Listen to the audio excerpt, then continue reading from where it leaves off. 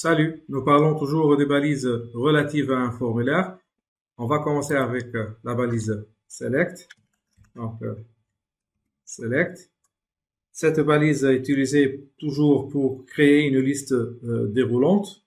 Donc, l'attribut name est nécessaire pour référencer les données du formulaire une fois le formulaire est soumis, bien sûr. Donc, on doit donner un name à cette balise. Donc, par exemple, select x est le même pour l'id, select x. À l'intérieur, on doit utiliser une balise qui est la balise option. Cette balise option définit l'option disponible dans une liste déroulante. Par exemple, option 1.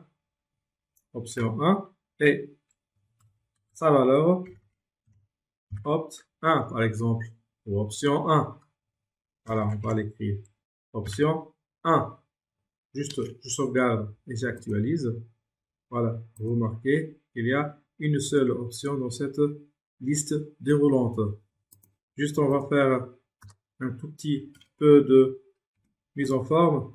On va ajouter un saut de ligne et on va ajouter une balise label comme d'hab avec comme attribut fort le même ID de la balise select, ça veut dire select x, et avec une étiquette liste déroulante 1, je sauvegarde et j'actualise.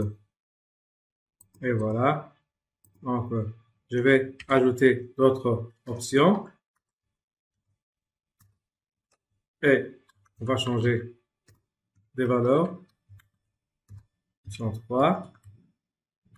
Bien sûr, value ou la valeur change aussi. 3.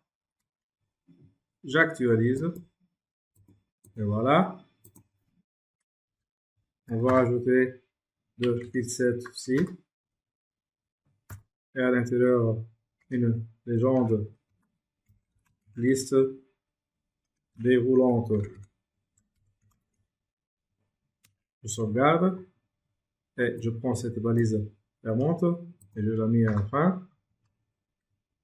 Et juste un peu de rattrapage au niveau du colonne. CTRL S. Voilà. Option. On peut ajouter dans une liste déroulante aussi des options de groupe. Par exemple, je peux utiliser cette balise opt group. Et donc, je spécifie les groupes à l'intérieur d'une liste modifiable ou liste déroulante. Et pour chaque groupe, on doit donner le label. Un attribut label, par exemple, groupe A. Et un autre label ici, avec groupe B. Sauvegardons et actualisons. Et voilà.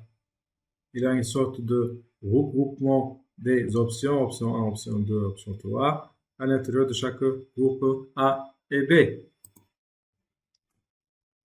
On peut ajouter une autre ou un autre style de liste déroulante, donc avec une liste multi-choix. Juste, je vais faire du copier-coller. Copy. CTRL V. Cette fois-ci, avec select Y, bien sûr, il faut changer le name et le ID. Et j'ajoute l'attribut multiple.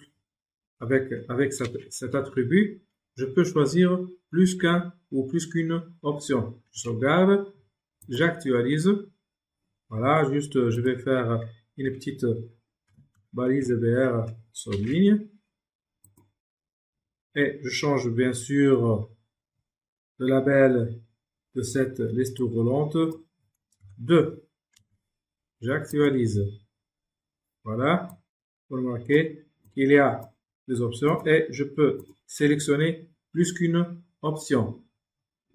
Vous remarquez que l'espace est trop petit pour choisir des options ou multi-options, donc on peut jouer sur un autre attribut qui est le size.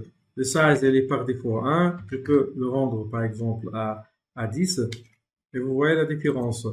Et voilà, toutes les options sont claires et accessibles dès le début.